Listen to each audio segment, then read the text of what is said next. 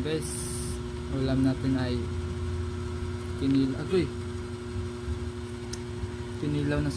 kinilaw na suka. Kinilaw na palaya. So guys, so yan.